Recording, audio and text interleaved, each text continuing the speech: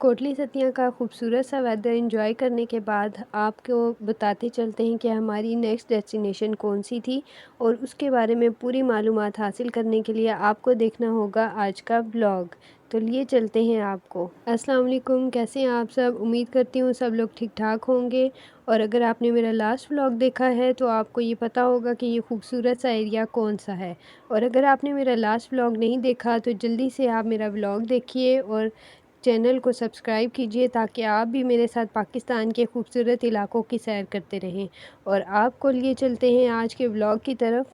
आप सबको बखूबी अंदाज़ा हो चुका होगा कि मैं एक नेचर लवर हूँ और ट्रैवलिंग का शौक़ भी रखती हूँ, इसलिए मैं काफ़ी एरियाज़ को एक्सप्लोर करती रहती हूँ और गूगल पर सर्च भी करती रहती हूँ, काफ़ी वीडियोस भी देखती हूँ और उन एरियाज़ के बारे में इंफॉर्मेशन भी हासिल करती रहती हूँ। इसलिए मुझे इस डेस्टिनेशन के बारे में काफ़ी इंफॉर्मेशन भी थी और इसके एक पिक्चर भी मेरे माइंड में क्रिएट हुई भी थी कि ये कैसी जगह है। तो आज हम आपको लिए जा रहे हैं गंगा चोटी की तरफ।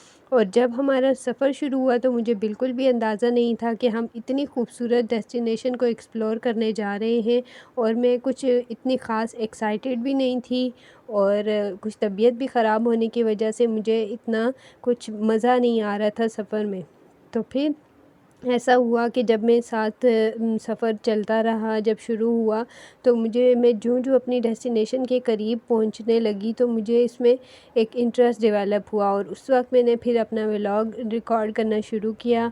और ये देखिए कि आपको जब भी किसी एरिया की तरफ जाते हैं या कोई ऐसी आपके माइंड में उसकी पिक्चर होती है तो आपको सबसे पहले हिली एरिया के बारे में जो जहन में चीज़ आती है कि आपको वो रोड और वो मुश्किल रास्ता तय करना होता है, वो आपको काफ़ी ज़्यादा मायूस या कह लें कि आपको थका देता है। तो मुझे भी ऐसा ही कुछ ज़हन में था कि ये हिली एरिया है, एक हाइट वाली जगह है, तो इसलिए मुझे वहाँ पहुँचने में थोड़ा मुश्किल होगी, कुछ रास्ता मुश्किल होगा, तो इसलिए मैं इतनी ज़्यादा कुछ एक्साइटेड नहीं थी, बस मुझे थकावट सी फ़ील हो रही थी। लेकिन जैसे-जैसे मैं इस एरिया के करीब होती जा रही थी तो मुझे एक फ्रेशनेस का एहसास हो रहा था, मुझे लग रहा था कि ये मैं कुछ ज़्यादा एंजॉय करने वाली हूँ और डेस्टिनेशन जो हमारी है वो काफ़ी खूबसूरत होने वाली है। तो ये रोड आप देखिए, बहुत ही स्मूथ, बहुत ही ईज़ी, बहुत ही खूबसूरत सा रोड है जो आपको अपनी डेस्टिनेशन पर बहुत ही हिफाजत से, बहुत ही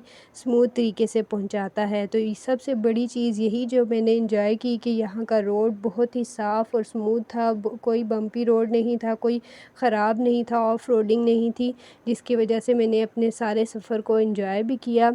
और फिर आप डेस्टिनेशन जब हम अपनी पहुँचेंगे तो आप देखिएगा कि आंखें खुली की खुली रह जाती हैं कि इतनी ज़्यादा खूबसूरती और इतना ही खूबसूरत इलाका कि कभी ख्वाब में भी ना देखा हो। तो ये बहुत ही खूबसूरत सा आपको एरिया अपनी डेस्टिनेशन के करीब लेके जाता हुआ देखिए, खूबसूरती, ग्रीनरी और ये आपके सामने इतने प्यारे दरख्त और ये ब्यूटी जो आपको कभी भी नॉर्मल एरियाज़ में नज़र नहीं आएगी। गंगा चोटी की आपको थोड़ी-सी इन्फॉर्मेशन देती चलूँ। अगर आप लेत्रार रोड को फ़ॉलो करते हुए इस्लामाबाद से गंगा चोटी की तरफ जाएँगे तो आपको 5 से साढ़े 5 घंटे लग सकते हैं। इसी तरह आप रावलाकोट रोड को भी फ़ॉलो कर सकते हैं और उसमें भी तकरीबन इतना ही टाइम लग जाता है। ये एक बहुत ही खूबसूरत पहाड़ी सिलसिला है और ये ग्रीन मेडोज़ पर मुश्तमिल है।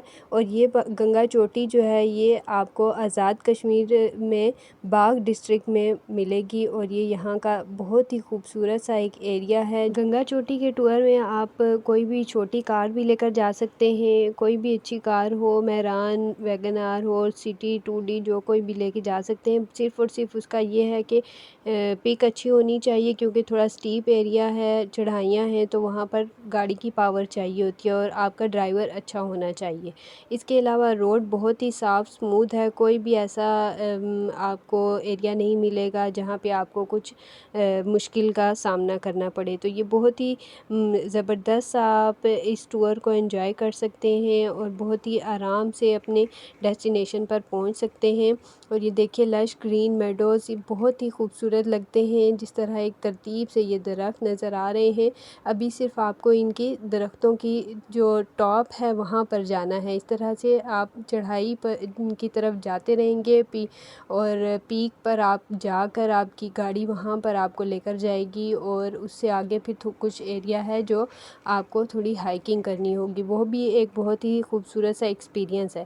تو تھوڑا سا جو آپ کا اینڈ پوائنٹ ہے جو پارکنگ ایریا ہے اس سے تھوڑا پیچھے کر کے آپ کو اچھے گیسٹ ہاؤسز مل سکتے ہیں، لیکن جو آپ کا پارکنگ ایریا ہے وہاں پر ٹوٹلی کیمپنگ ہے۔ اگر آپ فیملیز کے ساتھ جا رہے ہیں تو اپنے ویدر کے حوالے سے یہ بتاؤں کہ اپنے لیے ساتھ گرم سٹف ضرور رکھیں، بچوں کے لیے اس طرح سے ایسے ڈریسز رکھیں کیونکہ وہاں پر ٹھنڈ کافی ہوتی جاتی ہے۔ اور یہ دیکھیے آپ کے سامنے یہ جو اونچائی کی طرف جا رہے ہیں تو ہر طرف دھند نظر آتی ہے، اور کچھ تو کبھی تو ایسا ہو جاتا ہے کہ بالکل آپ دھند میں گم ہو جاتے ہیں اور بالکل وائٹ آپ کو ہر چیز نظر آتی ہے اور بالکل راستہ بھی شو نہیں ہوتا۔ یہ ایک بہت مزے کا منظر ہوتا ہے جس کو فوگی ویدر لورز جو ہیں وہ زیادہ بہتر جانتے ہیں کہ اس کو کیسے انجوائے کرنا ہے۔ تو یہ آپ کے سامنے ڈیسٹینیشن آپ کے قریب ہوتی جا رہی ہے اور آپ اس کو انجوائے کریں، بہت ہی خوبصورت ویدر۔ اور جو آپ ہائٹ پر جاتے ہیں تو آپ کو مزے کا ایک ٹھنڈک کا احساس ہوتا ہے، اور بچوں کے لیے کافی احتیاط کی ضرورت ہوتی ہے کیونکہ وہاں کیمپنگ ہے تو وہاں پر انتظام تو ہوتا ہے ان کے ہاں کافی دیتے ہیں بلینکٹس وغیرہ جو بھی بستر آپ کو چاہیے ہوتے ہیں، لیکن پھر بھی آپ کے پاس ساتھ گرم سٹف ضرور ہونا چاہیے۔ تو یہ خوبصورت سا ایریا گنگا چوٹی کا ایریا ہے، اور یہ پہاڑ اور یہ درخت جو ہیں بہت زیادہ اٹریکٹ کرتے ہیں، اور دیکھیے کس طرح سے ہائٹ پر آ گئے ہیں کہ اب پہاڑوں کے اور ان درختوں کے قریب قریب آپ کو لگتا ہے کہ جیسے آپ ان کے ٹاپ کو چھو سکتے ہیں۔ یہ خوبصورت سا ایریا آپ کی آنکھوں میں ایک تازگی کا احساس پیدا کرتا ہے اور آپ ایک فریش فیل کرتے ہیں، اور اگر آپ اس طرح کسی بھی اس ایریا کے کسی بھی پوائنٹ پر رک کے اور اپنے ارد گرد نظر دوڑائیں تو آپ کو ہر طرف ایک گرین کارپیٹ نظر آتی ہے، جیسے کسی نے ایک پوری گرین کلر کی کارپیٹ ہر طرف بچھا دی ہو، اور یہ خوبصورتی کا ایک بہت بڑا حسین نظارہ ہے اللہ تعالیٰ کی قدرت کا۔ ہم جتنا شکر ادا کریں اور جتنا اس کی خوبصورتی کو فیل کریں، یہ بہت ہی اس کا شکر ادا کریں کم ہے۔ تو یہ ہم اپنی ڈیسٹینیشن کے کافی قریب ہوتے ہوئے، اور آپ کو تھوڑے تھوڑے فاصلے پر کچھ کھانے پینے کے لیے کچھ ٹک شاپس، کچھ ڈھابے وغیرہ بھی ملتے ہیں۔ اگر آپ اپنے ساتھ کچھ کھانے پینے کا سامان رکھیں، فروٹس وغیرہ رکھ لیں تو یہ زیادہ بہتر ہے۔ اس کے علاوہ آپ کو کچھ وہاں پر بھی سامان مل جاتا ہے۔